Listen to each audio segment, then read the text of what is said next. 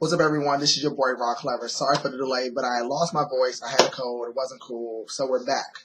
So this is part 2 of how to hook up. This is the second part, how to be a better top to your bottom.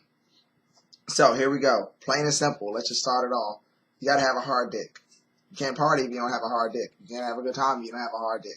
So my thing is that you got to have a hard dick. If that involves you using Viagra or Mojo pills, whatever, keep the thing up, keep it up. I don't recommend cock rings primarily because they eventually start to damage your nerve endings and you just can't get hard at all without them because they just break all that shit up, and no one likes a limp dick under no circumstances. And also, trying to penetrate a guy with a soft dick is such a turn off. All it does is make you really sore, make your hole really tender, and no one really likes that. So, let's just not do that. After that, of course, before coitus actually does happen, there has to be some kind of foreplay. For some reason, I feel like tops don't believe in foreplay anymore. It's like they want their dick sucked and they want to get into the ass, and that's it. And I think about nothing else. But what about, me and my needs and my nipples and my hole and all the stuff I need to get done and all the other great things? So eating ass is essential if you want your dick sucked, of course. And foreplay is essential. Not necessarily kissing, but foreplay, like kissing, licking, and all that other stuff. Also, if you're going to eat ass, know how to eat ass. As much as they're bad dick suckers, they're bad ass eaters. Do not munch on my ass like I have an invisible clitoris. It is an asshole. It is not a vagina. I need you not to munch on it. Just lick and slurp and suck and spit on it, whatever makes you happy. Just do not put your fucking teeth on it. With that being said, and when it's time to actually get to sex, find the condom that fits properly. Too many situations, too many times running into dudes who just wear baggy fucking condoms. And I'm calling you niggas out. Some is like, stop wearing condoms that don't fit. Either you wearing condoms that are too tight and they break. Granted, I'm so thankful that you showed up with a big dick. But sir, wear something that fits appropriately. This is not great when I have to pull a condom either out of me because it's too small because you have the wrong size on, or it breaks because you have the wrong size on. Also as well, when it comes down to dick size, embrace your dick size. I feel like a lot of times with tops, they are insecure about their dick size.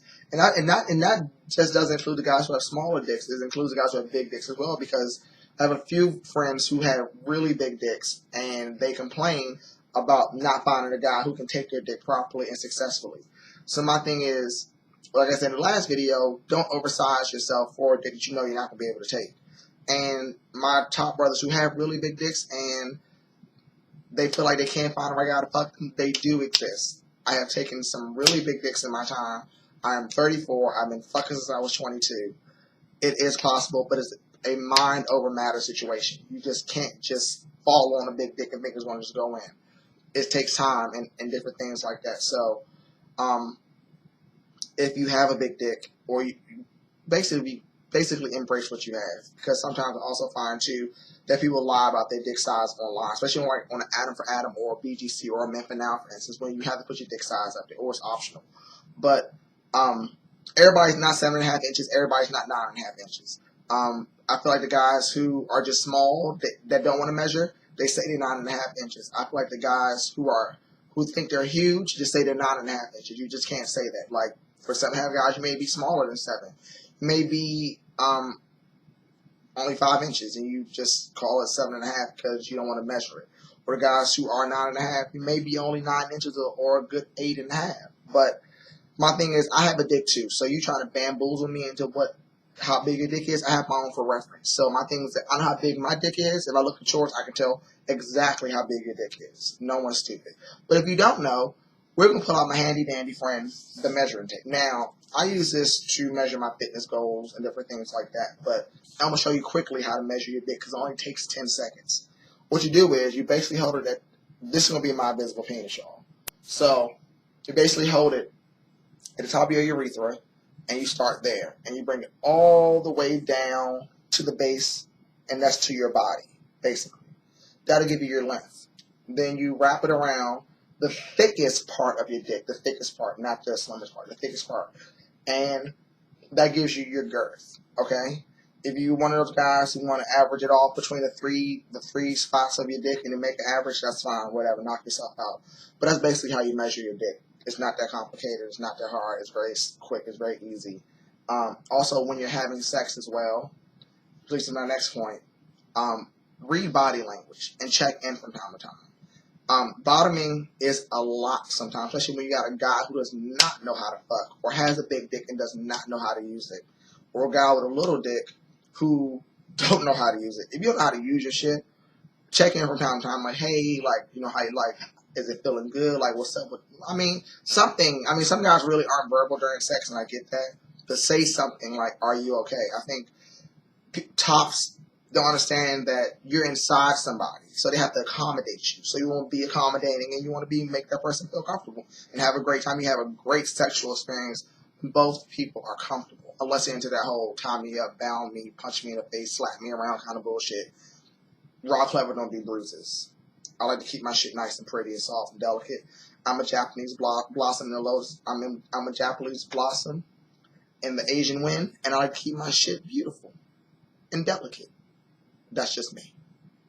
But anyhow, with all that being said as well, I hate to say this, and I'm going to say it, but to make a better top, y'all brothers going to have to go first at least one time.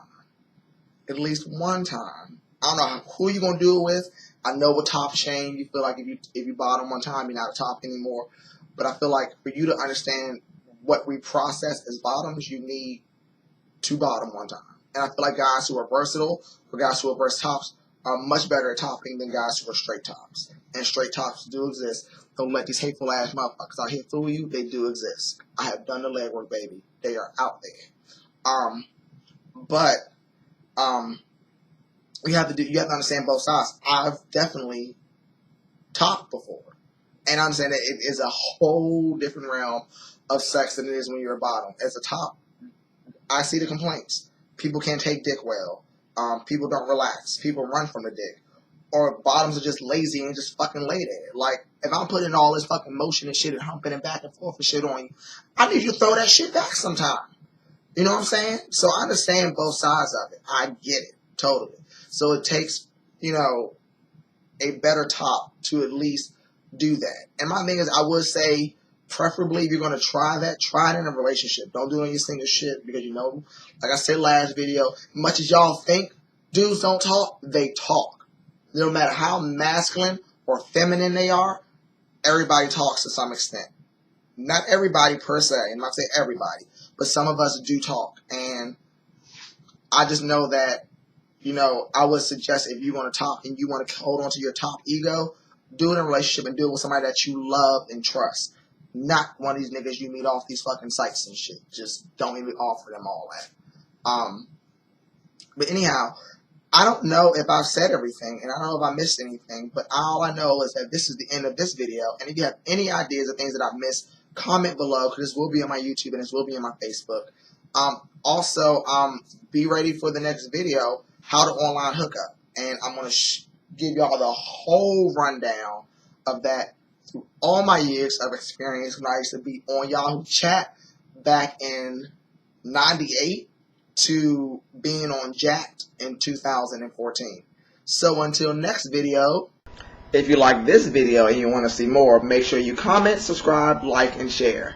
Come on, it's Ron Clever, and you're trying to get into this thing, so you should subscribe, and it's awesome, and it's the best thing ever.